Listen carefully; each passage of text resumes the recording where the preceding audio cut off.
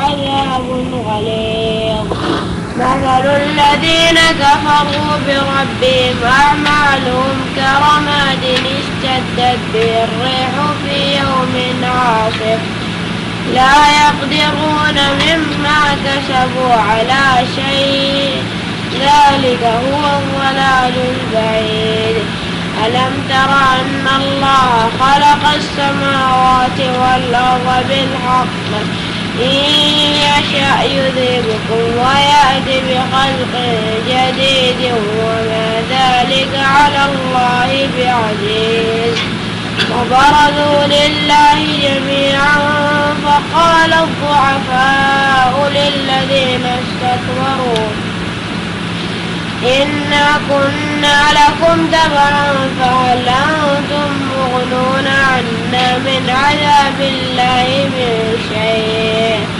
قالوا لو هدانا الله لهديناكم سواء علينا جزعنا أم صبرنا ما لنا من محيص. وقال الشيطان لما قضي الأمر إن الله وعدكم وعد الحق ووعدتكم فأخلفتكم وما كان لي عليكم من سلطان إلا أن دعوتكم فاستجبتم لي فلا تلوموني ولوموا أنفسكم ما أنا بمصرخكم وما أنتم بمصرخي إني كفرت بما أشركتمون من قبل إن الظالمين لهم عذاب أليم. وأدخل الذين آمنوا وعملوا الصالحات جنات تجري من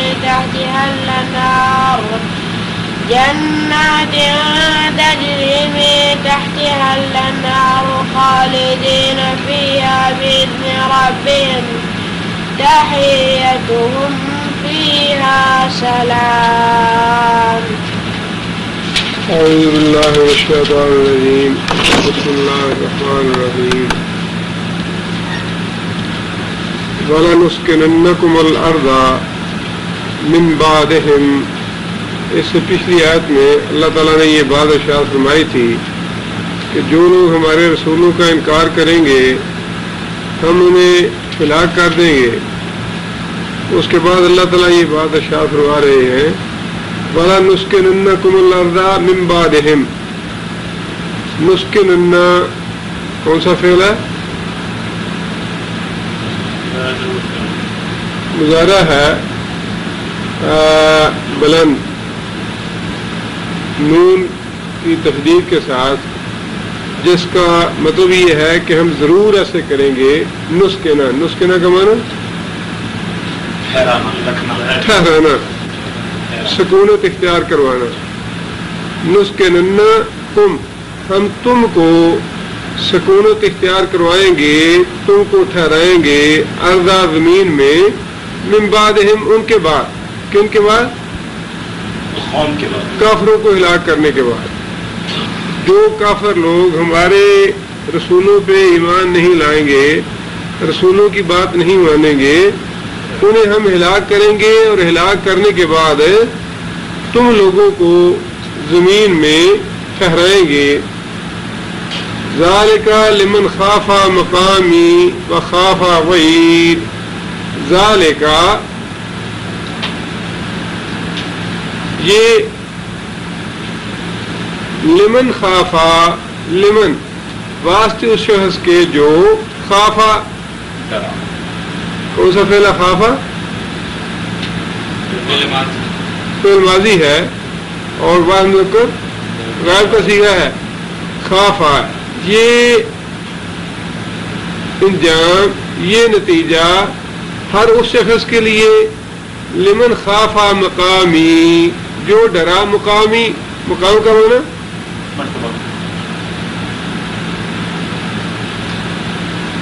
مقام کھڑا ہونے کی جگہ. مقام ابراہیم حضرت ابراہیم علیہ السلام کے کھڑے ہونے کی جگہ وہ پتھر جس پہ کھڑے ہو کے حضرت ابراہیم علیہ السلام نے بیت اللہ شریف کو تعمیر فرمایا تھا، اس پتھر کو مقام ابراہیم کہا جاتا ہے۔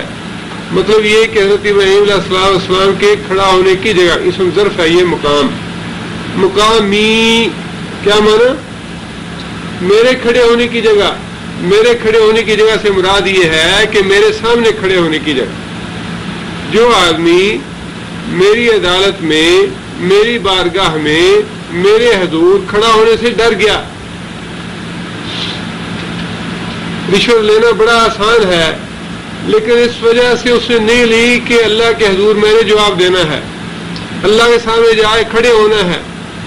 سود لینے کے لیے پیسے ہیں کہ انسان بینک میں جمع کرا کے سود کھاتا رہے، لیکن اس لیے سود نہیں لینا چاہتا انسان کہ اسے پتا ہے کہ اللہ کے حضور جائے کھڑے ہونا ہے، جواب دینا ہے اس کا۔ لمن خاف مقامی، میرے سامنے کھڑا ہونے سے ڈرا، وخافا اور ڈرا، وعید کیا تھا یہ وعید اصل میں؟ وعیدی، میرے عذاب کے وعدے سے۔ وعیدی میرے عذاب کا وعدہ، ویسے تو وعدہ بھی عربی زبان کا لفظ ہے، لیکن اس میں عذاب کا مفہوم نہیں ہے وعدے کے لفظ میں۔ وعید کے لفظ میں عذاب کا مفہوم پایا جاتا ہے کہ میری جو عذاب کی دھمکی ہے، عذاب کا وعدہ ہے، اس سے ڈر گیا کہ اللہ عذاب دے گا۔ نماز نہیں پڑھوں گا تو اللہ جہنم میں ڈال دے گا، زکوٰۃ نہیں دوں گا تو اللہ جہنم میں ڈال دے گا، ماں باپ کی نافرمانی کروں گا تو جہنم میں اللہ ڈال دے گا۔ فرمایا کہ مقامی وخاف وعید، میرے سامنے جواب دے کے خوف سے ڈر گیا، میرے عذاب سے ڈر گیا۔ آگے اللہ فرماتے ہیں کہ وَاسْتَفْتَحُ، کون سا فعل ہے وَاسْتَفْتَحُ؟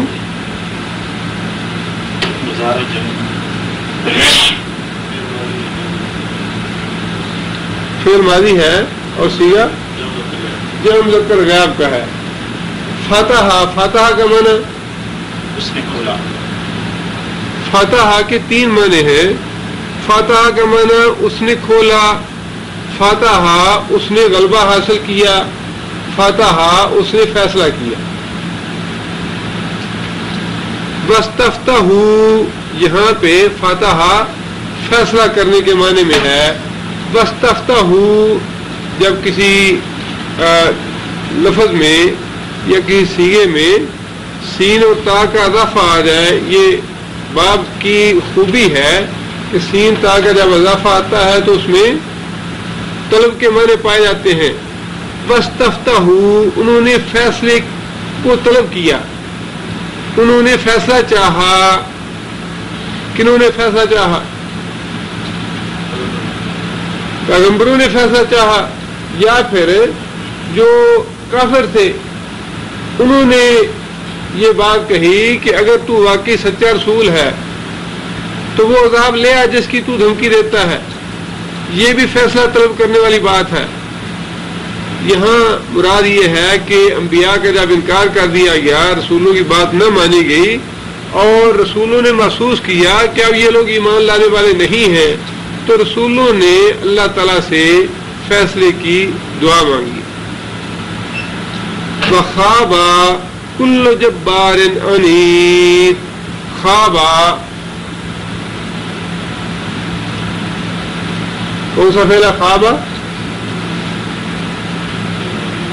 ماضی ہے، باہر مذکر غائب کا صیغہ ہے۔ خوابہ کا معنی ہلاک ہونا، نامراد ہونا۔ وَخَابَ مَن دَسَّاهَا نامراد ہوا، ہلاک ہوا جس نے اپنے ضمیر کی آواز کو دبا دیا۔ وَخَابَ اور ہلاک ہوا کل جبار، ہر وہ شخص جو اللہ کے مقابلے میں بڑا بننا چاہتا ہے، اپنا فیصلہ نافذ کرنا چاہتا ہے۔ عنید، جبار کیا ہے؟ اسم فاعل ہے، اور عنید بھی بڑا بننا، اپنا فیصلہ نافذ کرنا۔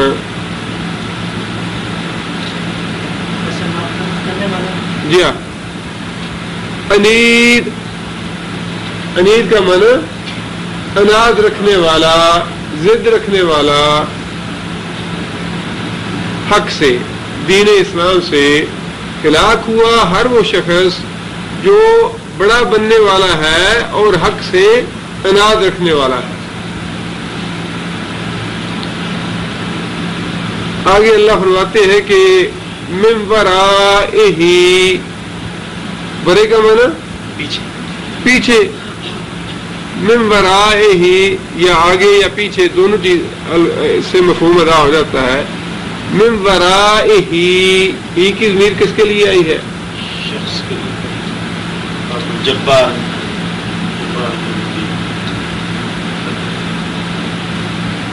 جبار من ورائہ ہی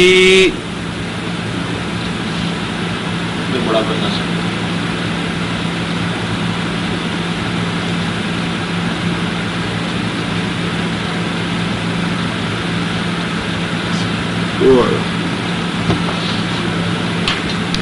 ہی کی ضمیر جو ہے یہ ہلاکت کے بعد آئی ہے کہ دنیا میں تو جبار اور اناد رکھنے والوں کے لیے ہلاکت ہے، اور اس ہلاکت دنیا کے عذاب کے بعد ہے، دنیا کے عذاب کے پیچھے ان کے لیے کیا ہے؟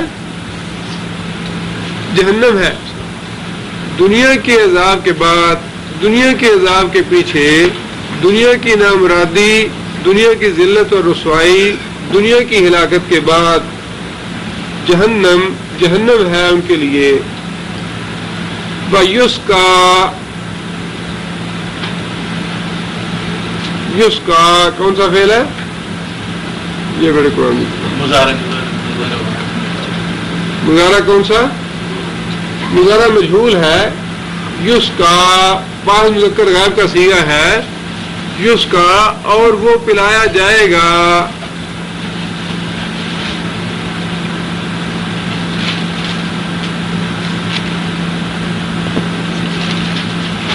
اس کا معروف کیا ہے؟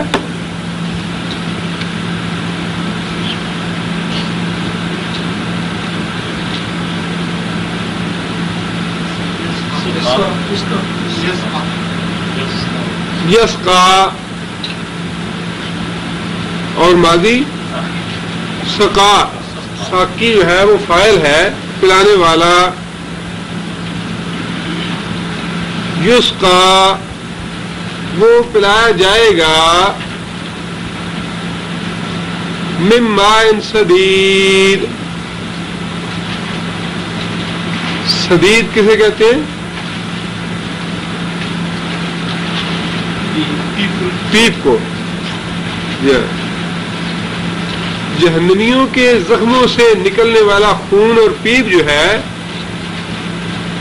اسے سدید کہا جاتا ہے، اور اللہ تعالیٰ فرماتے ہیں کہ جہنمیوں کو، جہنمیوں کے ہی جسموں سے یا زخموں سے نکلا ہوا پیپ جو ہے وہ پینے کے لیے دیا جائے گا۔ اللہ تعالیٰ کی پناہ مانگنی چاہیے۔ جہنمیوں کے جو مشروبات ہیں یا جو کھانے کی چیزیں ہیں ان میں 3 کا ذکر قرآن مجید میں اللہ تعالیٰ نے ارشاد فرمایا ہے۔ ماء حمیم، کھولتا ہوا پانی، اور دوسرا ماء سدید، پیپ اور خون یہ بھی کھولتا ہوگا، اس لیے کہ رسول اللہ صلی اللہ علیہ وسلم نے ایک حدیث میں اس کی وضاحت فرمائی ہے کہ سدید جو جہنمیوں کو پینے کے لیے دیا جائے گا وہ اس قدر کھولتا ہوگا، اتنا شدید گرم ہوگا، جیسے ہی وہ منہ کے پاس لے کے جائیں گے ان کا منہ اس سے جل بھن جائے گا، حتیٰ کہ سر کی چمڑی جو ہے یہ ساری کی ساری جل جائے گی۔ جیسے ہی وہ پیئیں گے تو انتڑیاں وغیرہ جل بھن کے ساری نیچے نکل آئیں گے، اتنے شدید مان شدید ہوگا۔ اور مان حمیم جو ہے وہ بھی ایسا ہی کھولتا پانی ہوگا۔ اور تیسرا فرمایا کہ کل محل، تیل کی جو تلچھٹ ہے اس طرح کے مشروب ہوں گے جہنمیوں کو دینے کے لیے۔ اللہ تعالیٰ معاف فرمائے اور اللہ تعالیٰ پناہ دے جہنم سے۔ اس کا انسان تصور نہیں کر سکتا. رسول اللہ صلی اللہ علیہ وسلم نے یہ بات ارشاد فرمائی ہے کہ جہنمیوں کا جو پینا ہے اس کا ایک قطرہ اگر زمین پہ گرا دیا جائے تو زمین میں ہمیشہ کے لیے سرسبزی گنی بند ہو جائے، اتنا زہر ہے وہ. مختلف مقامات پہ 3 طرح کے وصف بتائے اللہ تعالیٰ نے جہنمیوں کے مشروب کے. ایک تو یہ کہ وہ انتہائی زہریلا ہوگا، دوسرا یہ کہ انتہائی کھولتا ہوا گرم ہوگا، اور تیسرا یہ کہ انتہائی بدبودار ہوگا. کوئی بھی انسان اس کو پینے کے لیے تیار نہیں ہوگا. اور آگے جس طرح اگلی آیت میں اللہ تعالیٰ نے یہ بات ارشاد فرمائی کہ انسان نگلنا نہیں چاہے گا، زبردستی وہ نگلے گا، اس لیے کہ پیاس اتنی شدت کی ہوگی جہنم میں، وہ چاہے گا کہ میرے اندر کچھ جائے. حالانکہ وہ پینے کے لائق نہیں ہوگا لیکن زبردستی وہ نگلے گا اپنے. اور کھانے کے لیے قرآن مجید میں جو چیز بتائی گئی وہ زقوم ہے، جو جسے ہم اپنی زبان میں تھور کا درخت کہتے ہیں یا پودا کہتے ہیں، جس کے ساتھ کانٹے لگے ہوتے ہیں. اور اس کے بارے میں بھی فرمایا کہ وہ انسان کھانا نہیں چاہے گا، اس کے حلق میں اٹک اٹک کے نیچے جائے گا. من ورائہ جہنم، دنیا کی اس ہلاکت کے بعد، دنیا کی اس ہلاکت کے ورے پیچھے جہنم و جہنم ہے. فیسقیٰ، اور وہ پلایا جائے گا من ماء سدید، پیپ اور خون کا پانی. اب یہ ساری باتیں وہ ہیں جن کا تعلق ایمان بالغیب کے ساتھ ہے. جو آدمی آج ان باتوں کو مان لے گا وہی عقل مند ہے، وہی اولو الالباب ہے، اور وہی کامیاب رہے گا.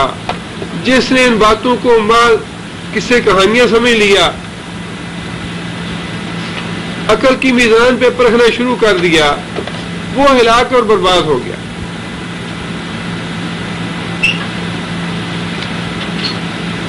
آگے اللہ فرماتے ہیں کہ یتجرعہ کون سا فعل ہے؟ مضارع ہے، فاعل مذکر غائب کا صیغہ ہے. یتجرعہ، جرعہ کسے کہتے ہیں؟ گھونٹ کو. جرعہ اردو میں بھی یہ لفظ استعمال ہوتا ہے، جرعہ کا معنی گھونٹ. یتجرعہ وہ گھونٹ لے گا، اس کا، کس کا؟ پیپ کا. جہنمی جو ہے جہنم میں کھولتے ہوئے پیپ کا گھونٹ بنے گا. بلا یکاد یسیغہ،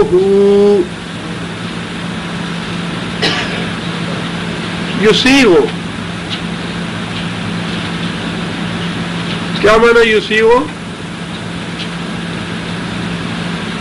قرآن مجید میں اللہ تعالیٰ نے دودھ کے لیے یہ لفظ استعمال فرمایا ہے، سائغن للشاربین. سائغن کیا معنی؟ سائغن کا معنی پینے کے لیے خوشگوار، آسانی سے حلق سے اترنے والی چیز، جو انسان کی من بھاتی ہو، بڑی مرغوب ہو انسان کو، جو بڑے شوق سے انسان پیے، وہ ہے سائغن. دودھ جو ہے اس کے بارے میں اللہ نے فرمایا سائغن للشاربین، پینے والوں کے لیے بڑا مرغوب ہے، بڑا خوشگوار ہے، بڑی آسانی سے حلق سے اترتا ہے. لیکن یہاں اللہ تعالیٰ فرما رہے ہیں ماء شدید کے بارے میں، لا یکاد، یکادو کا معنی لا یکاد نہیں قریب، لا یکاد، کادا یکادو، کادا کا معنی قریب ہے، یکادو قریب ہوتا ہے، لا یکادو قریب نہیں ہوتا، یسیغہ کہ وہ حلق سے اترے، نہیں ممکن ہے، نہیں قریب، یسیغہ کہ وہ پیپ اترے اس کے گلے سے. مطلب یہ کہ مشکل ہی سے وہ اس کا گھونٹ گلے سے نیچے اتارے گا، اتارنا نہیں چاہے گا، اس قدر کھولتا، بدبودار اور زہریلا مشروب ہوگا کہ جہنمی اپنے حلق سے اتارنا نہیں چاہے گا لیکن زبردستی اتارے گا. وَيَأْتِيهِ الْمَوْتُ یاتی کیا مانا؟ آئے گی، یاتی آئے گی، اس کو الموت، موت یہاں موت کس معنی میں ہے؟ مصیبت اور تکلیف کے معنی میں، یعنی موت جیسی تکلیف. یہ اللہ تعالیٰ نے جتنی باتیں ہمیں بتائی ہے ایک تصور دلانے کے لیے کہ جتنی موت کی تکلیف تم سمجھتے ہو اس دنیا میں یا تم تصور کر سکتے ہو، ویسی تکلیف جو ہے اسے وہ مشروب پیتے ہوئے آئے گی. لیکن اس تکلیف کا دنیا میں جو موت کی تکلیف ہے، اس تکلیف کا اس سے کوئی مقابلہ نہیں، جس طرح جہنم کی آگ کا اور دنیا کی آگ کا کوئی مقابلہ نہیں. جہنم کی آگ دنیا کی آگ سے 69 درجے زیادہ گرم ہے. اسی طرح وہ جو تکلیف ہوگی موت کی، جسے ہمیں سمجھانے کے لیے موت کی تکلیف کہا گیا ہے، وہ کہیں زیادہ تکلیف ہوگی. ایک انسان آگ میں جل رہا ہے، آگ کے کپڑے پہنے ہیں، اس نے آگ کے بستر پہ بیٹھا ہے، آگ کا کھانا پینا ہے اس کا. اب یہ ساری باتیں ویسے عقل تو کہتی ہے کہ کیونکہ ہم چاہتے نہیں ہیں، کوئی بھی انسان یہ نہیں چاہتا، ماننے کو جی نہیں چاہتا، لیکن اللہ نے یہ ساری باتیں قرآن مجید میں بیان فرما دی ہیں. لہذا ایماندار لوگوں کے لیے تو کوئی چارہ کار ہی نہیں کہ وہ اس کو تسلیم کریں اور اس کو مان لیں کہ ایسا ہی ہوگا. جو ایمان نہیں لائے ان کا معاملہ دوسرا ہے. یاتیہ الموت آئے گی اس کو موت میں کل مکان، ہر طرف سے، ہر سمت سے.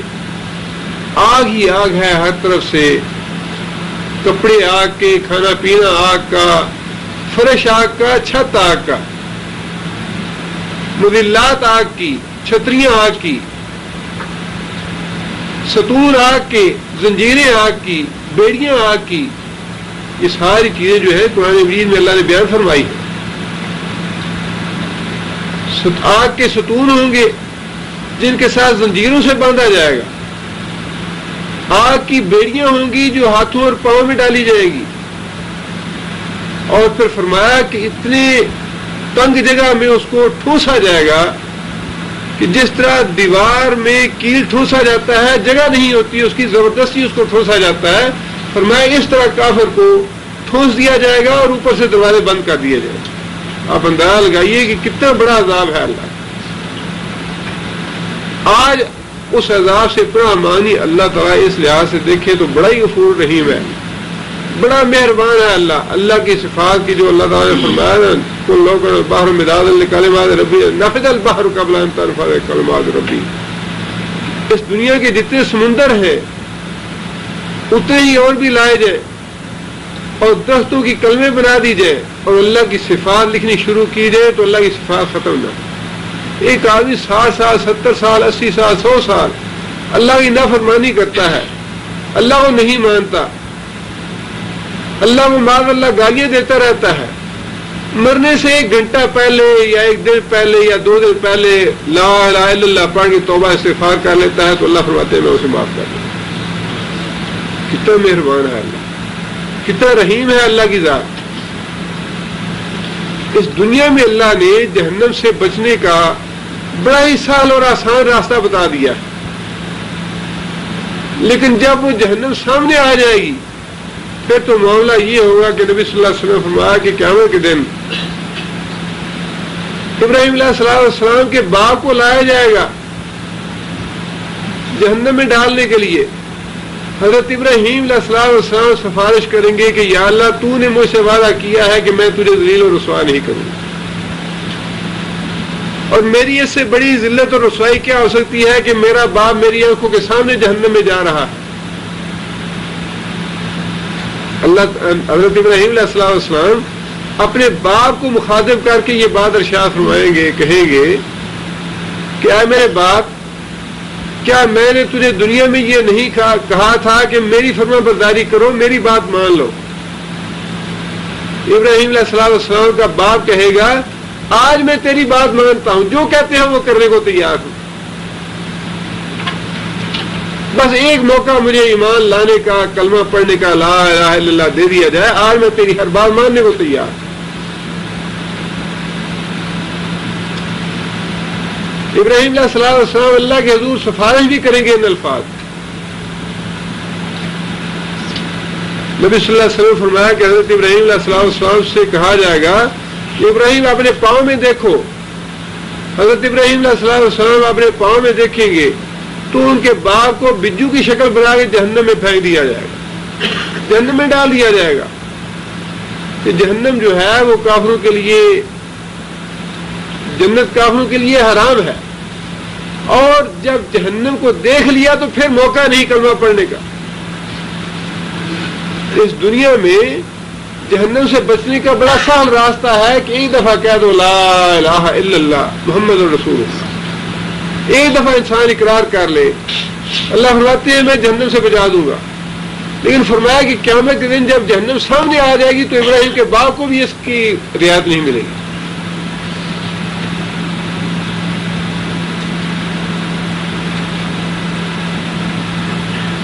یاتیہ الموت من کل مکان، ہر طرف سے موت آئے گی، اس پہ مصیبت آئے گی، تکلیف آئے گی، عذاب اور سزا ملے گی اسے۔ اور فرمایا کہ وما ہوا بمیت، ما یہاں پہ کون سا ہے؟ نافیہ۔ وما ہوا، اور نہیں ہے وہ بمیت مرنے والا۔ عملاً ہر طرف سے موت جیسی سزا ملے گی اسے۔ یہاں دنیا میں تو یہ کہتے ہیں کہ جب انسان کا 70% حصہ جسم کا جل جائے تو انسان کی زندگی ختم ہو جاتی ہے، وہ زندہ نہیں رہ سکتا، اور وہاں تو ہر طرف سے آگ ہی آگ آئے گی، موت والی سزا اور موت والا عذاب آئے گا اس پہ ہر طرف سے۔ لیکن فرمایا کہ اللہ مرنے نہیں دیں گے اسے۔ ما ہوا بمیت، نبی صلی اللہ علیہ وسلم فرمایا کہ جب جنتی جنت میں چلے جائیں گے اور جہنمی جہنم میں چلے جائیں گے تو ایک فرشتہ آواز دے گا، جہنم والے لوگ بڑے پر امید ہو جائیں گے اور بڑے خوش ہو جائیں گے کہ پتہ نہیں کون سی خوشخبری ہے ہمارے لیے۔ جنتی لوگ بھی متوجہ ہو جائیں گے کہ اب کون سی بات رہ گئی باقی۔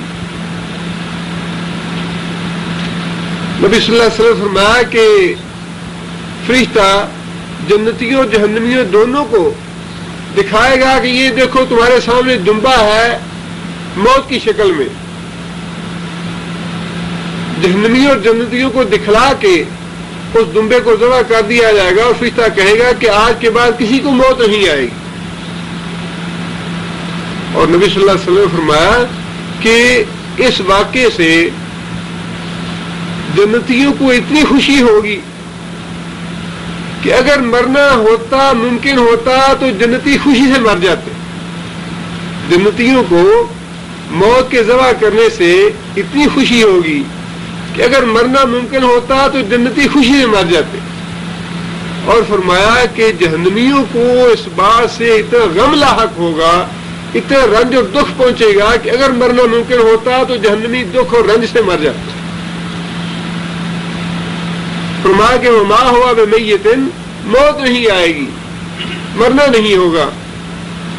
ومن ورائہ، اور اس پینے والی چیز سے برے، کھانے پینے کی سزا اور عذاب سے پیچھے کیا ہے؟ عذاب غلیظ، بڑا سخت عذاب،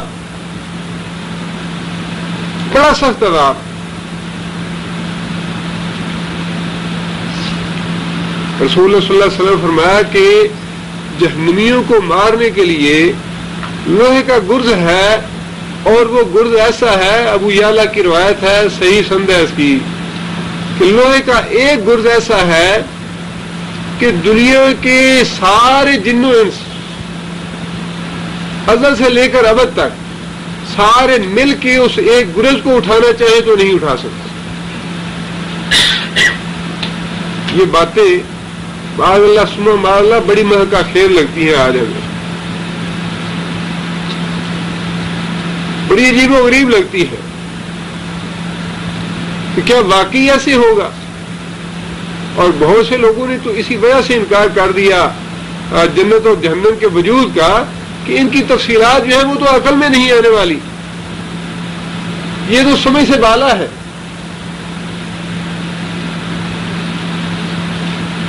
اگر کوئی سائنسدان یہ کہہ دے کہ اربوں میل کے فاصلے پہ فلاں سیارہ ہے، وہ تو ہم مان لیتے ہیں کہ سائنس کی تحقیق ہے۔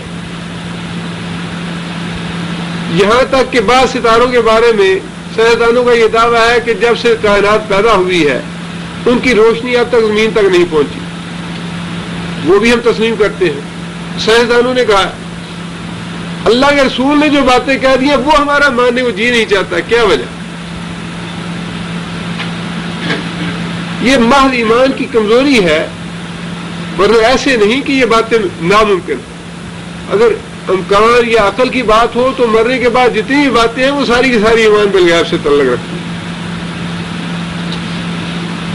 ان پہ ایمان صرف وہی لاتے ہیں جنہوں نے کلمہ پڑھا، اور کلمہ پڑھنے کا مطلب ہی یہ ہے۔ کفار مکہ کے لیے یہ کلمہ کوئی ویسے بوجھل نہیں تھا، لا اللہ محمد رسول اللہ، یہ تو بڑے آسان سے الفاظ ہیں۔ کلمہ ویسے پڑھنا بڑا آسان ہے، لیکن اسے پڑھنے کے بعد جو ذمہ داریاں عائد ہوتی ہیں وہ نبھانی بڑی مشکل ہے۔ من ورائہ عذاب الغلیظ، اور اس کھانے پینے کے عذاب سے پیچھے یا اس کے بعد یا اس سے بڑے عذاب الغلیظ، بڑا ہی سخت عذاب ہے۔ آگے اللہ فرماتے ہیں کہ مثل الذین کفروا بربہم، مثل الذین، مثل و مثال، الذین ان لوگوں کی، کفروا جنہوں نے کفر کیا، بربہم اپنے رب سے، ان کی مثال ایسی ہے جیسی یہ مثال اعمالہم، ان کے اعمال، کافروں کے اعمال کی مثال ایسی ہے کرماد، کا کون سا ہے یہاں پہ؟ تمثیل کے لیے، مثال کے لیے، جس طرح رماد، رماد کا معنی راکھ، کا رمادن مانند راکھ کے، ان کے اعمال کی مثال ایسی ہے جیسے راکھ ہو۔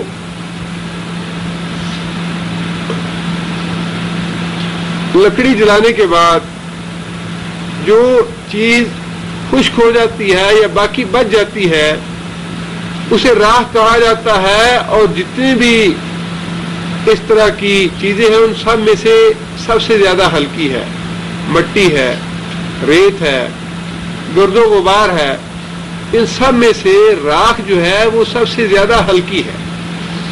ذرا ایک ڈھیر ہی کیوں نہ پڑا ہو راکھ کا، ذرا سی اس کو آپ ہوا دے، ذرا سی پھونک مارے، ساری کی ساری اڑ جائے گی۔ اس لیے جو سب سے زیادہ ہلکی ترین چیز تھی اس کی مثال اللہ نے یہاں دی، کافروں کے اعمال کی، کہ کافروں کے اعمال ایسے ہیں جیسے راکھ ہو، اور اس کے مقابلے میں اشتدت، اشتدت کون سا فعل ہے؟ ماضی ہے، بعد مؤنث غائب کا صیغہ ہے۔ اشتدت بہ الریح، اشتدت کا معنی شدید بنائی گئی۔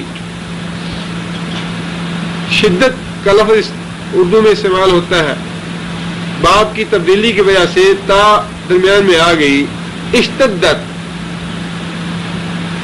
شدید بنائی گئی، بہ الریح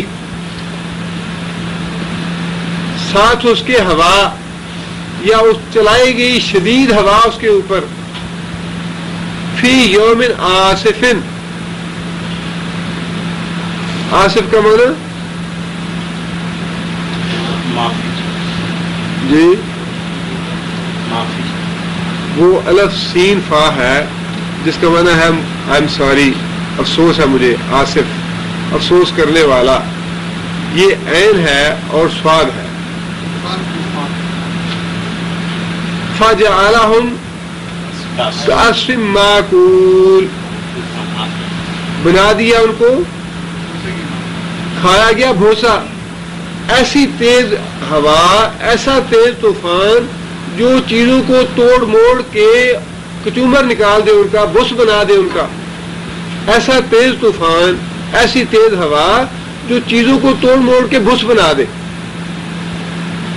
آج سے طوفان جو ہے وہ اس کا اصطلاحی معنی ہے ویسے کسی چیز کو بس بنا دینا، بنا دینے والا آج سے فاعل ہے۔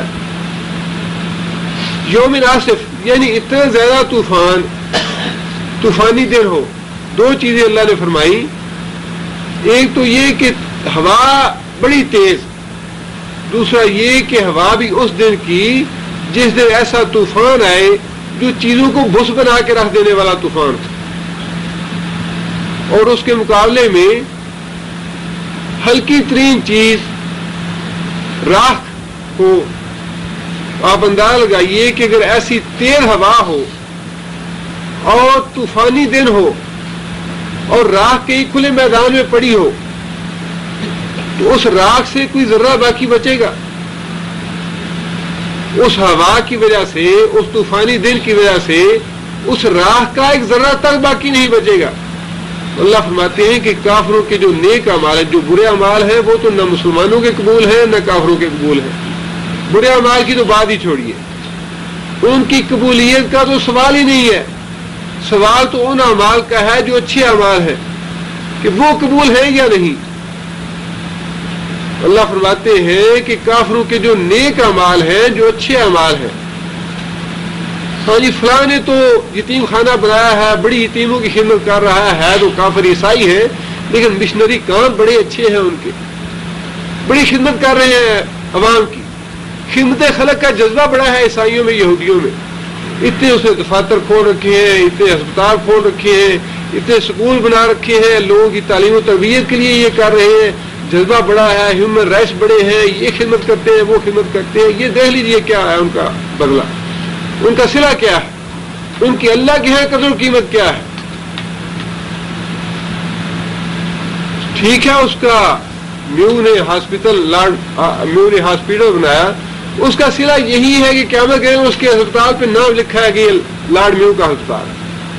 گنگا رام نے ہسپتال بنایا ہے، اس کا صلہ بس اتنا ہی ہے کہ قیامت تک اس کے ہسپتال پہ گنگا رام لکھا رہے گا کہ فلاں آدمی کا یہ ہسپتال ہے۔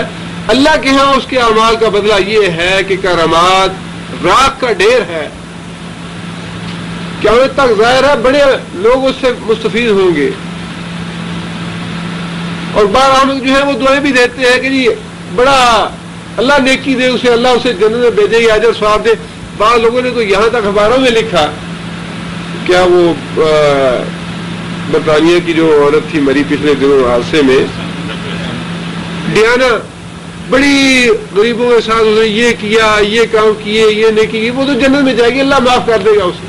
تو کیسے معاف کر دے گا جب اس نے اللہ کے رسول کا کلمہ نہیں پڑھا جو کہ بنیاد ہے۔ اس کے بعد پھر اللہ فرماتے ہیں کہ نیک اعمال کا ڈھیر ہی کیوں نہ ہو وہ راکھ ہے، اور راکھ بھی ایسے جسے تیز طوفان والے دن کی آندھی اڑا کے ادھر ادھر بکھیر دے، کوئی قدر و قیمت نہیں ہے اس کی۔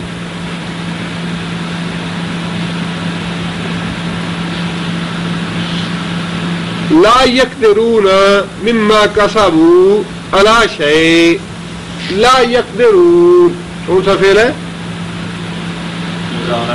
مضارع منفی۔ لا یقدرون نہیں قدرت رکھتے وہ، جو مذکر غائب کا صیغہ ہے، لا یقدرون نہیں قدرت رکھتے وہ، مما کسبوا اس چیز سے جو کہ کمایا انہوں نے، جو نیکیوں کے ڈھیر کافروں نے اکٹھے کیے، جو خدمت خلق کے کام کیے، دنیا میں جو بظاہر وہ شو کر رہے ہیں کہ ہم بڑے مسلح ہیں، ہم تو قوموں کے بڑے خیر خواہ ہیں، ہم تو ملکوں کی تباہی ہلاکت روکنا چاہتے ہیں، مسلمانوں کی خوریزی ہم روک رہے ہیں، اور مسلمانوں کی بڑی خیر خواہی اور ہمدردی کر رہے ہیں۔ اس طرح کے جتنے بھی کافروں کے بظاہر نیک اعمال ہیں، اللہ فرماتے ہیں لا یقدرون مما کسبوا علی شیء، جو بھی انہوں نے کمایا لا یقدرون، ان کے ہاتھ میں کچھ نہیں آئے گا، اس پہ کوئی بس نہیں چلے گا ان کا، اس پہ کوئی طاقت نہیں کہ وہ اپنے اعمال کو روک لیں یا ان سے کچھ حاصل کریں، ان سے کچھ فائدہ اٹھائے قیامت کے دن۔ لا یقدرون، اللہ ان کے کچھ ہاتھ نہیں آنے دے گا، انہیں کوئی قدرت نہیں دے گا کہ وہ ان میں سے کچھ حاصل کرے فائدہ ان اعمال سے، بما کسبوا، جو دنیا میں کمایا، جو دنیا میں کما کے دکھایا لوگوں کو۔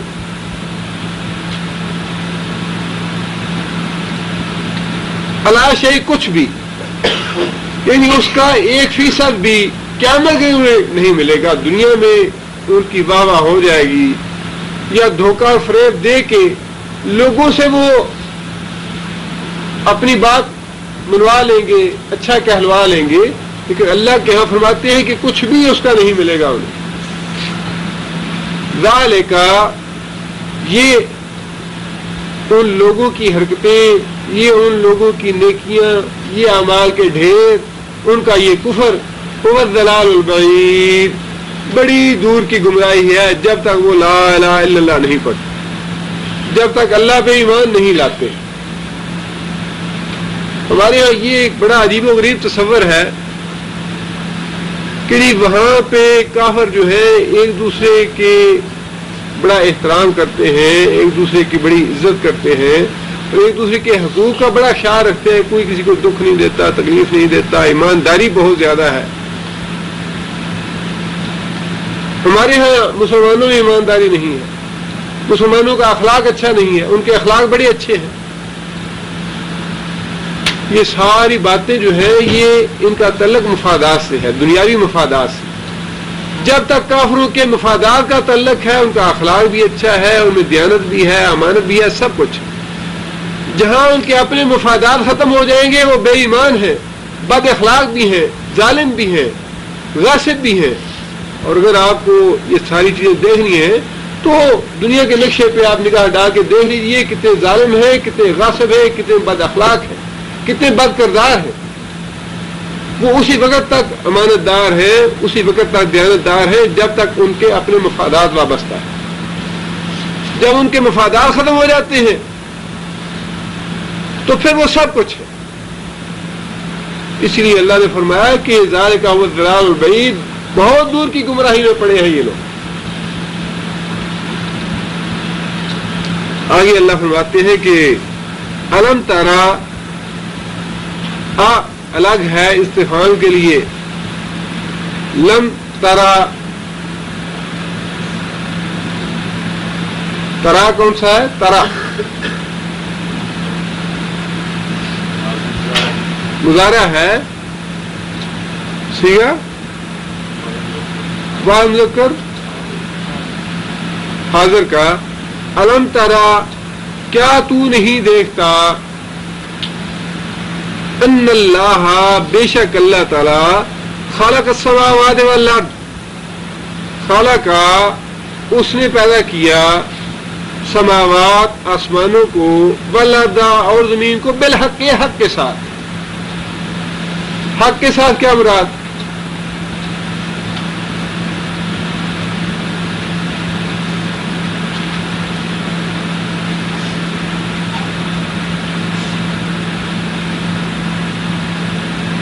ربنا ما خلقت هذا باطلا،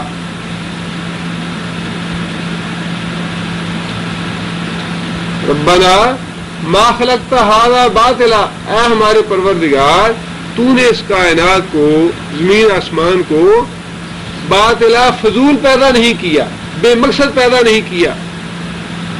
اور اس کے مقابلے میں یہ فرمایا ان اللہ خلق السماوات والارض بالحق، زمین اور آسمان کو بامقصد بنایا ہے اللہ نے، اس کا کوئی مقصد ہے۔ حق کے ساتھ، سچائی کے ساتھ کا مفہوم یہ ہے کہ اللہ تعالیٰ نے کسی مقصد کے لیے یہ بنائی ہے کائنات۔ یہ چاند، یہ ستارے، یہ سورج، یہ مال کھیل تماشا نہیں ہے، یہ ساری کی ساری چیزیں بامقصد ہیں، انسان کے مفادات وابستہ ہیں ان سے۔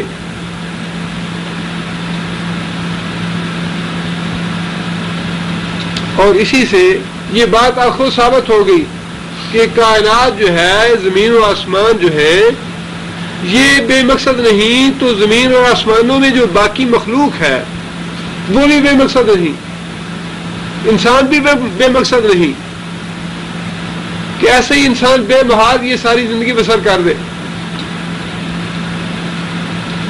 انسان پیدا ہوا،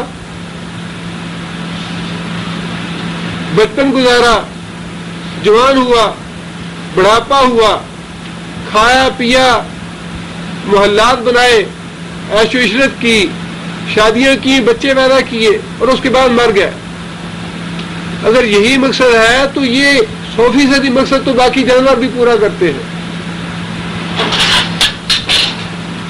بچپن بھی آتا ہے، جوانی بھی ہے، بڑھاپا بھی ہے، کھاتے پیتے بھی ہیں، سونا ہے، جاگنا ہے اور پھر مرنا ہے۔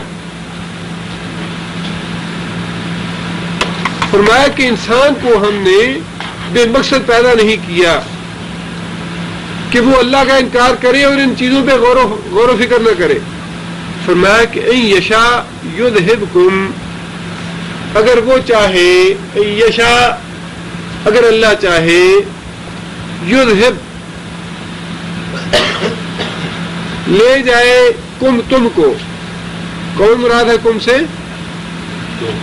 کفار، یعنی یہ کفار جو اللہ کو تسلیم نہیں کر رہے، اللہ پہ ایمان نہیں لا رہے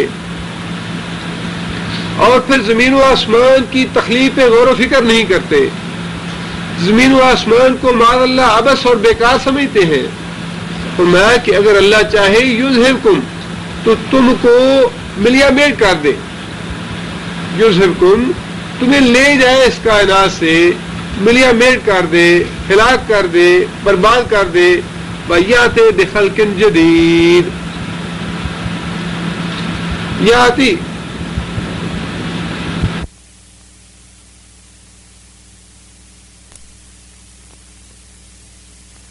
اس کا مطلب یہ نہیں کہ اللہ ایسا کر نہیں سکتا، اس کا مطلب یہ ہے کہ اللہ تعالیٰ نے مہلت اور ڈھیل دی ہوئی ہے کافروں کو، اللہ تعالیٰ نے مہلت اور ڈھیل دی ہوئی ہے کافروں کو کہ شاید یہ راہ راستے آ جائے، ورنہ اللہ تعالیٰ پوری طرح اس بات پہ قادر ہے کہ جس طرح اسے زمین و آسمان پیدا کیے اس طرح ان لوگوں کو ہلاک کر دے اور ان کی جگہ دوسری مخلوق پیدا کر دے۔ آگے فرمایا کہ وما ذالک، اور نہیں ہے اوپر اللہ کے، اللہ اوپر اللہ کے، بے عزیز، عزیز کا معنی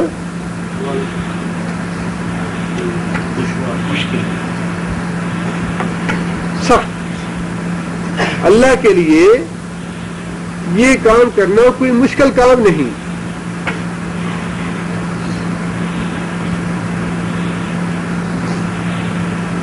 ویسے عزیز کا معنی غالب ہے، عزت والا ہے، لیکن وہ اصطلاحی معنی ہے، اس کا صحیح مفہوم جو ہے یا لغوی مفہوم جو ہے وہ ہے کسی چیز کا بڑا سخت ہونا، کسی چیز کام کا بڑا مشکل ہونا۔ وما ذالک، اور ایسا کرنا، اللہ بے عزیز، نہیں ہے اللہ کے لیے مشکل۔ آگے اللہ فرماتے ہیں کہ وَبَرَزُوا لِلَّهِ جَمِيعًا، بَرَزُوا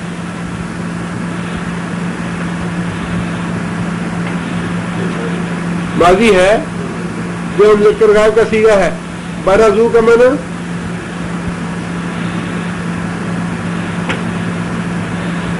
ظاہر ہو جانا، بے نقاب ہو جانا۔ برزو وہ ظاہر ہوں گے، وہ سامنے آئیں گے، للہ واسطے اللہ کے، جمیع سارے کے سارے۔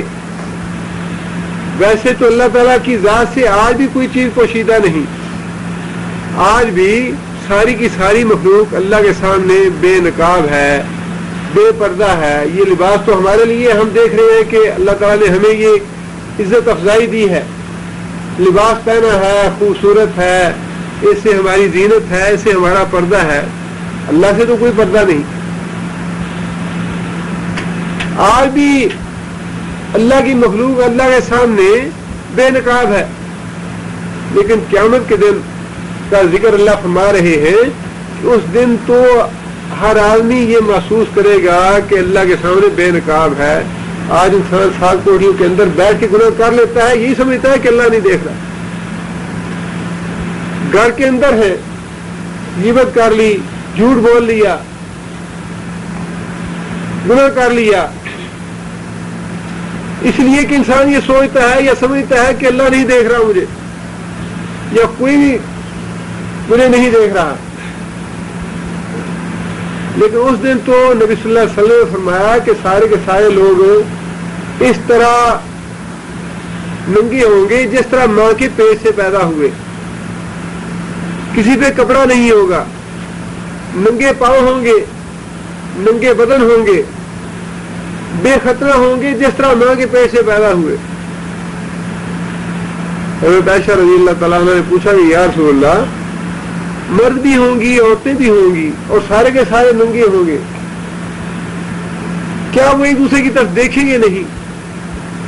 نبی صلی اللہ علیہ وسلم فرمایا کہ عائشہ, اس دن کا ہول اتنا زیادہ ہوگا, ذہنوں پہ خوف اتنا مسلط ہوگا, کسی کو اس بات کی ہوش نہیں ہوگی کوئی دوسرے کی طرف دیکھے.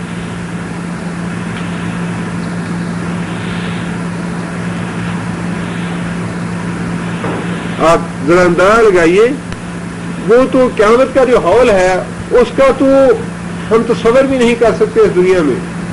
لیکن یہی انسان کی کیفیت یہ ہو جاتی ہے, ایک کمرے میں یا کسی بھی جگہ پہ 10 آدمی اکٹھے ہوں, اچانک کئی دہا نکل آئے, ہر آدمی جوتیاں چھوڑ کے بھاگتا ہے, کسی کو ہوش نہیں رہتی, ٹکرے مارتے ہیں ایک دوسرے کے اوپر نیچے گرتے ہیں, کسی کو اتنا ہوش نہیں رہتا ہے کسی کو دیکھے کہ وہ کس حالت میں ہے. یہ تو حال اس دنیا کا ہے, اور قیامت کا جو ہال ہے اس کا تصور کرنا ممکن ہی نہیں. فرمایا کہ برازو, بے نقاب ہوں گے, کھلے ہوں گے, ظاہر ہوں گے اللہ کے سامنے سارے کے سارے لوگ. فقال الضعفاء,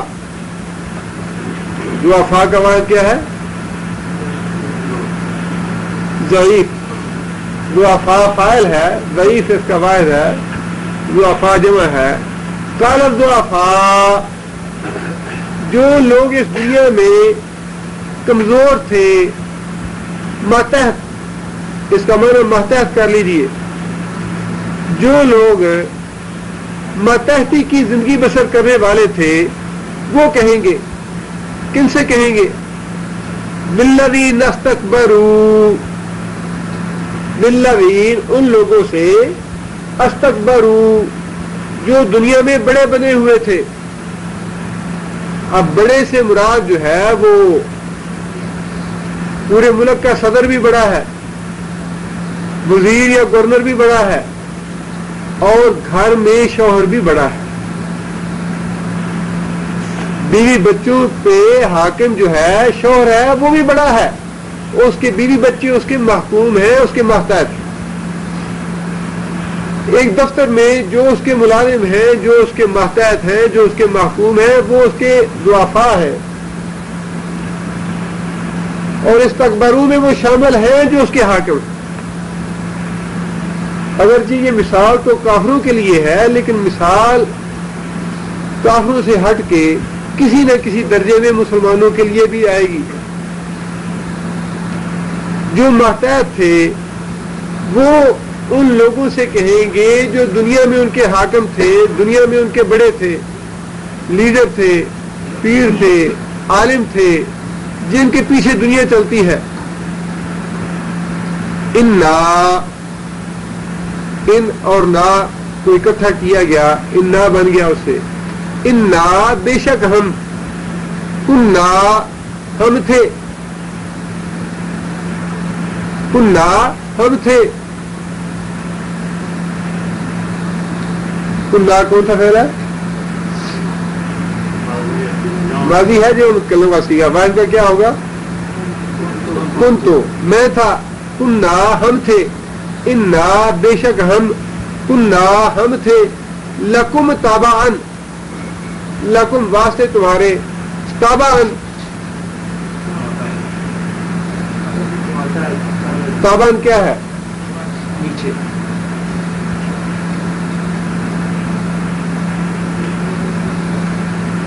یہ تابعن کی جمع ہے. تابعن فاعل ہے اتباع کرنے والا. تابعن کا جمع ہے تابعن، اتباع کرنے والے اسم فاعل ہے. یہ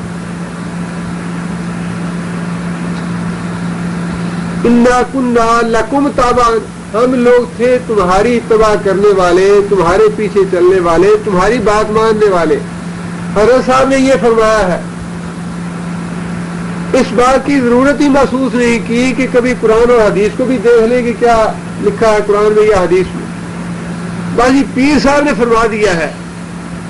مسجد کے مولوی نے جو بات کہہ دی ہے وہ اتنی پکی بات ہوتی ہے دنیا بدل جائے، لیکن جو مولوی صاحب نے کہہ دیا وہ پتھر کے پہ لکیر ہے. یہ ہمارے مسجد کے امام صاحب نے یہ بات کہی ہے، ہمارے حضرت صاحب نے یا ہمارے پیر صاحب نے بات کہی ہے، ہمارے عالم نے یہ بات کہی ہے. انا کنا لکم تابعن، ہم لوگ تمہارے پیچھے چلنے والے تھے. فہل انتم مغنون، فہل پس، حل کیا استفہامیہ ہے، پس کیا انتم، کون سا فعل انتم؟ جمع مذکر حاضر. انتم تم ہو مغنون. مغنون کیا ہے؟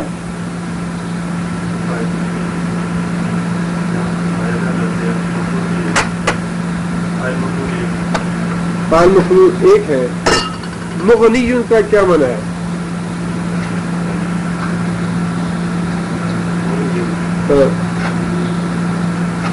غنی کا معنی کیا؟ غنی جی غنی ہے بے پرواہ، خود. غنی بے پرواہ. عبد الغنی غنی کا بندہ، غنی وہ ذات جو بے پرواہ ہے. غنی خود بے پرواہ، اور مغنی بے پرواہ کرنے والا دوسرے کو. دونوں اللہ تعالیٰ کے نام ہے. غنی بھی اللہ کا نام ہے، مغنی بھی اللہ تعالیٰ کا نام ہے. غنی کا معنی خود بے پرواہ، ساری دنیا کی اللہ کو پرواہ نہیں. لغنی عن العالمین، اللہ تعالیٰ سارے جہانوں سے غنی ہے، بے پرواہ ہے. مغنی کا معنی کسی دوسرے کو بے پرواہ بنانا. مغنی بھی اللہ کا نام ہے. یہ اصل میں مغنیون تھا. یہ فاعل مفعول دونوں. مغنیون جو ہے صرف فاعل ہے، مفعول نہیں ہے. مغنیون جو ہے یہ صرف فاعل ہے، مفعول نہیں ہے. اور یہ لفظ مغنیون سے جمع ہے، اصل میں یہ تھا مغنیون. یا جو ہے وہ ساکت ہے، گری ہوئی ہے، اور اس سے بعد میں بنا ہے مغنون. مغنون کیا تم بے پرواہ کرتے ہو، کرنے والے ہو. مغنون بے پرواہ کرنے والے. جو محتاج تھے وہ بڑے بننے والوں سے کہیں گے کہ کیا تم ہمیں بے پرواہ کرتے ہو، کیا تم ہمیں بچاتے ہو.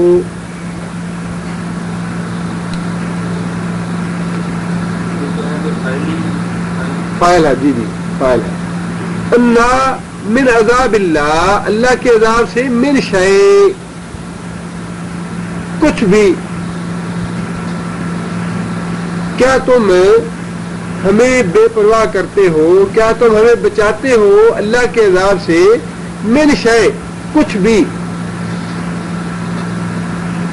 اگر سارا نہیں بچا سکتے، اس جہنم سے نکلوا نہیں سکتے، تو کچھ معمولی سی عذاب میں تخفیف ہی ہو جائے. یعنی جہنمیوں کی خواہش کا اندازہ لگائیے. خواہش وہ اس بات کی کر رہے ہیں کہ معمولی سی عذاب میں تخفیف ہی اگر کرا سکو تو کرا دو. جیسا کہ دوسری جگہ پہ آتا ہے کہ جہنمی لوگ جنتیوں سے کہیں گے کہ ہمیں پانی پینے کے لیے ایک قطرہ ہی دے دو، یا جو اللہ نے رزق دیا ہے اس میں سے کوئی ایک ذرہ ہی دے دو. جنتی لوگ کہیں گے کہ جنت کی چیزیں اللہ نے جہنمیوں کے لیے حرام کر دی. یعنی ایک منٹ کی جو عذاب کی تخفیف ہوگی اس کی بھی خواہش کرے گا کہ کاش ایک لمحے کی تخفیف میرے عذاب میں ہو جائے، معمولی سی کمی جو ہے وہ عذاب میرے عذاب میں ہو جائے۔ نبی صلی اللہ علیہ وسلم صلاۃ کسوف پڑھ رہے تھے، نبی صلی اللہ علیہ وسلم نماز پڑھتے پڑھتے چند قدم آگے ہوئے۔ مسلم شریف کی حدیث ہے، کتاب الکسوف میں بڑی لمبی بیان کی گئی ہے حدیث، اس میں یہ لکھا ہے کہ کسوف پڑھتے پڑھتے نبی صلی اللہ علیہ وسلم چند قدم آگے ہوئے اور پھر نبی صلی اللہ علیہ وسلم رک گیا، پھر دوسرے لمحے نبی صلی اللہ علیہ وسلم نماز پڑھتے پڑھتے چند قدم پیچھے ہوئے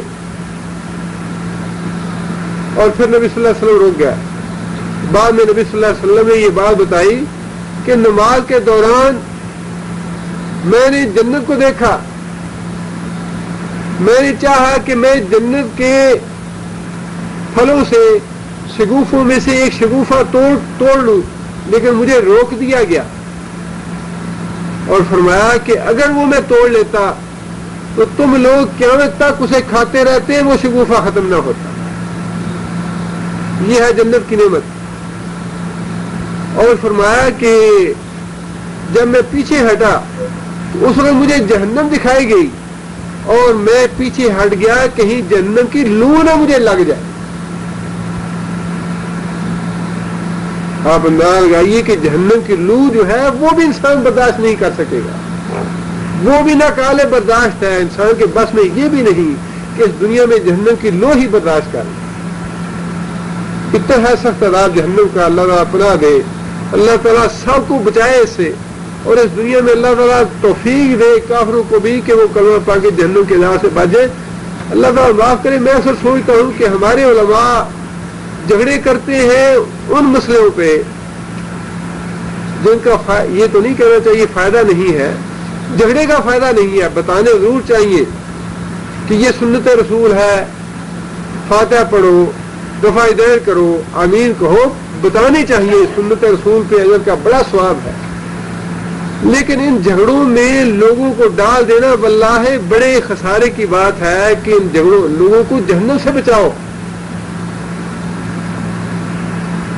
ہمارے مسلمانوں میں کتنے ایسے لوگ ہیں جو شرک کی وجہ سے اللہ معاف کرے جہنم میں نہ چلے جائیں، بدعات کی وجہ سے جہنم میں نہ چلے جائیں، قبائل کی وجہ سے جہنم میں نہ چلے جائیں، ان کبیرہ گناہوں سے بچانا چاہیے مسلمانوں کو۔ کافروں کی تو بات دوسری ہے۔ مسلمانوں میں کتنے ایسے، کتنی قتل و غارت ہو رہی ہے، کتنے ڈاکے ہیں، کتنے لوٹ کھسوٹ ہے، مسلمانوں کا بیت المال کا خزانہ لوٹ رہے ہیں، کتنی ایسے کبائر ہیں جن کا مرتکب ہو رہے ہیں لوگ۔ ہمارے علماء کی ذمہ داری یہ نہیں کہ جہنم سے بچائیں لوگوں کو، جو جہنم میں جانے والی چیزیں ہیں ان کے بارے میں آگاہ کریں کہ لوگوں جہنم سے بچو۔ سنتوں کے بارے میں بتانا چاہیے، ان کا بڑا اجر و ثواب ہے، ان کا بڑا قیامت کے دن ان کی درجات ہوں گے۔ معاذ اللہ اس سے اس کی کوئی تخفیف نہیں میں کر رہا، لیکن میں کہتا ہوں کہ جو ہم 100 200 400 صفحے کی کتابیں لکھ دیتے ہیں کہ سورہ فاتحہ پڑھی جائے یا نہ پڑھی جائے، اس کی بجائے اگر یہ وقت انسان صرف کرے کہ لوگوں یہ جہنم والے کام ہیں، ان سے بچو، جہنم کا اتنا شدید عذاب ہوگا، اس سے بچو، وہ بتانے زیادہ ضروری ہے۔ سنتیں بھی بتانی چاہیے، اور کئی اللہ معاف کرے سنتیں بھی قواعد کے درجے کو پہنچا دینے والی ہیں، ان سے بچنا ہے، ساری چیزیں بچنے والی ہیں، لیکن جو ترجیحات ہیں ان کا اس طریقے سے ہمیں خیال رکھنا چاہیے جس طریقے پہ قرآن مجید نے انہیں بتایا ہے، اور جس طریقے سے قرآن مجید نے جو ترجیحات رکھی ہیں۔ بنیادی بات ہے عقیدہ توحید کی کہ عقیدہ توحید خالص ہونا چاہیے، شرک نہیں ہونا چاہیے، بدعت نہیں ہونی چاہیے، رسول اللہ صلی اللہ علیہ وسلم کی اتباع کا جذبہ ہونا چاہیے۔ اور جب انسان فی الواقع ان ساری چیزوں کو پہ عامل ہو جائے، کبائر سے بچ جائے، تو پھر یہ باتیں بھی انسان کو بتانی چاہیے کہ یہ رسول اللہ صلی اللہ علیہ وسلم کی سنتیں ہیں اور ان سے انسان کے درجات بلند ہوتے ہیں، ان کا اتنا اجر ہے، اتنا ثواب ہے۔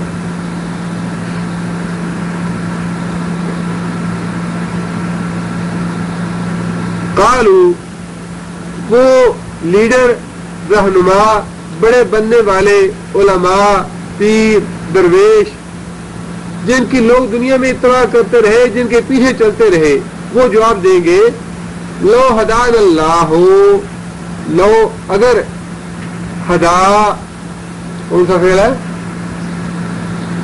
ماضی ہے. اگر اس نے ہماری رہنمائی کی، ہدا نا جہنم سے بچنے کی، اللہ نے اگر ہماری رہنمائی کی ہوتی، لہدیناکم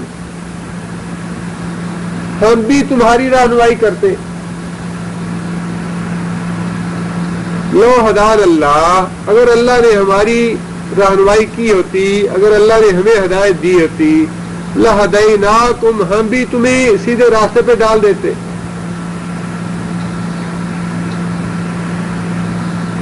قیامت کے دن یہاں دنیا میں یہ کہنا بڑا سوکھا ہے جی حضرت صاحب کے ہاتھ میں ہاتھ دیا سیدھے جنت میں لے جائیں گے.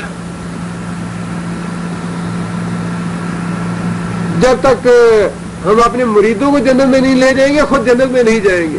یہ تو وہاں پتہ چلے گا جب بھڑکتی ہوئی جہنم سامنے ہوگی کہ کوئی جنت میں جاتا ہے یا نہیں جاتا. جہاں پیغمبر بھی رب نفسی رب نفسی رب نفسی کہہ رہے ہوں گے کہ یا اللہ ہمیں جہنم سے بچا لے.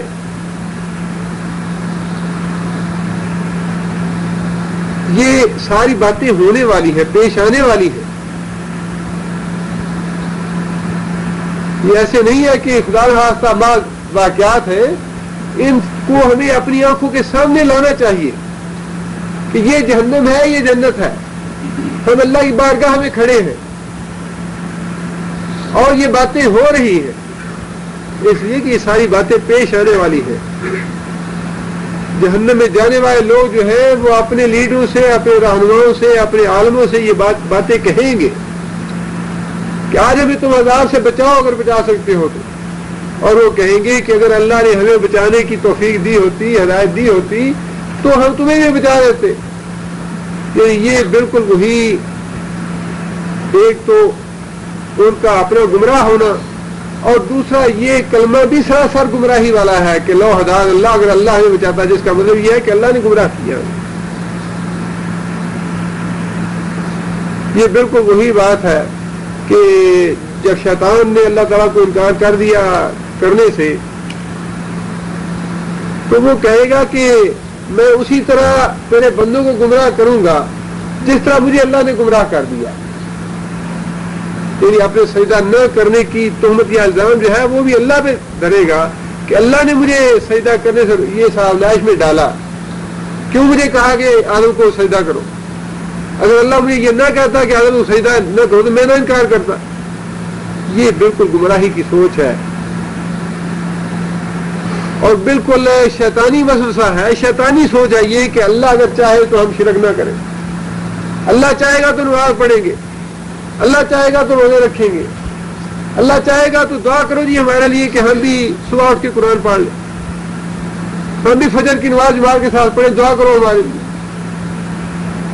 اس کا مطلب یہ ہے کہ اللہ نے ہاتھ پکڑ کے روکا ہوا ہے تمہیں، اللہ نے تمہاری عقل اور یہ دل اور دماغ روکے ہوئے ہیں کہ اس قرآن کو نہ پڑھو. انسان کی برائی جو ہے وہ اس کے اپنے نفس سے ہے،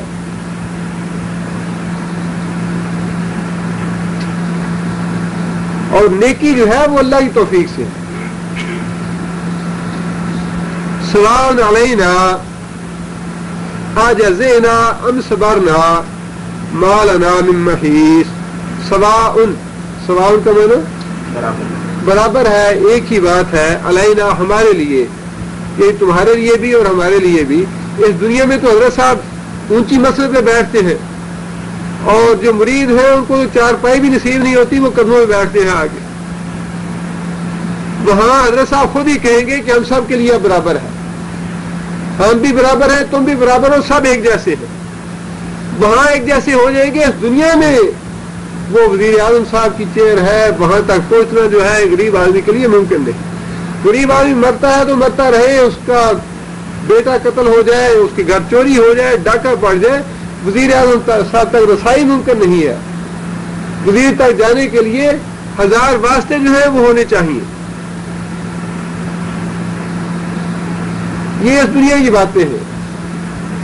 وہاں خود کہیں گے کہ بھئی ہم تو سب برابر ہیں. یہاں نہ کوئی وزیر ہے، نہ مشیر ہے، نہ گورنر ہے، سب ایک جیسے. سوال علینا، ہم سب کے لیے برابر ہے. جزینا،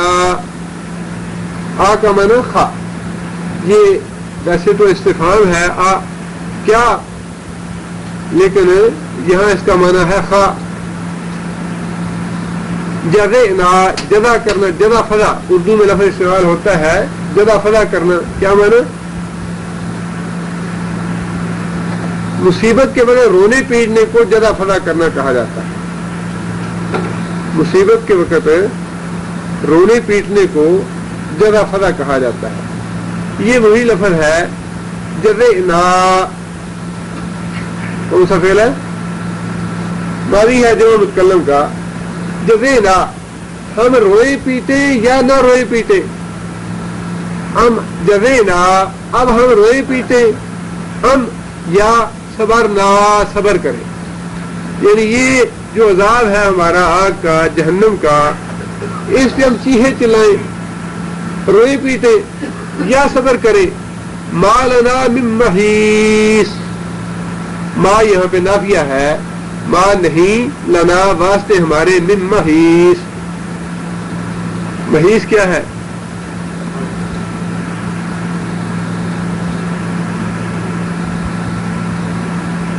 اسم ظرف ہے، بچنے کی جگہ، ٹھکانہ. نہیں ہے ہمارا کوئی ٹھکانہ، نہیں ہے ہمارے کوئی بچنے کی جگہ. یہاں دنیا میں یہ سب اللہ تعالیٰ، یہ شیطان نے تو دھوکہ دیا حضرت آدم علیہ السلام کو بھی جنت میں، اور دھوکہ یہ دیا کہ اگر آپ نے یہ درخت کھا لیا تو آپ فرشتے بن جائیں گے.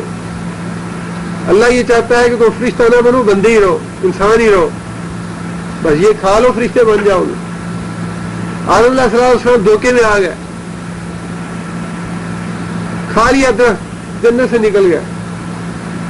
اب اس دنیا میں بھی ہمارے لیے شیطان نے یہ دھوکہ اور یہ فریب لگا رکھا ہے. حضرت صاحب بچا لیں گے. حضرت صاحب بڑے پہنچے ہوئے ہیں، جہاں گاڑی کا انجن جاتا ہے وہیں پیچھے ڈبے بھی جائیں گے. تو اس طرح دھوکہ اور فریب شیطان نے دنیا میں دے رکھا ہے کہ جو بات اس دنیا میں کہنی چاہیے ان لوگوں کو، وہ جہنم میں کہیں گے. ما لنا من محیص، ہمارے بچنے کی جگہ کوئی نہیں، ہماری بھی تمہاری بھی، کوئی ہمیں بچانے والا نہیں ہے. اس دنیا میں وہ بدبخت یہ نہیں کہتے کہ اللہ کے سوا کوئی بچانے والا نہیں. یہ کلمہ تو اس دنیا میں کہیں تو فائدہ ہے اس کا کہ اللہ کے سوا کوئی بچانے والا نہیں. وہاں جہنم میں جا کے یہ کلمہ کہنے کا کیا فائدہ؟ تباہی اور ہلاکت تو ہو گئی، جو عذاب آنا تھا وہ تو آ گیا، جس ہلاکت کے گڑھے میں گرنا تھا وہ تو گر گیا. اب وہاں جا کے لوگوں کو بتانے کا کیا فائدہ کہ محیص؟ یہ تو یہاں بتانے کا فائدہ ہے کہ اللہ کے سوا بچانے والا کوئی نہیں. اللہ کے آگے گر گڑاؤ، اللہ کے آگے منت سماجت کرو، اللہ کے آگے توبہ استغفار کرو، اللہ سے پناہ مانگو جہنم سے. اور یہ ساری باتیں وہ ہیں جن کا وہاں جا کے سارے گمراہ لوگ اعتراف کریں گے.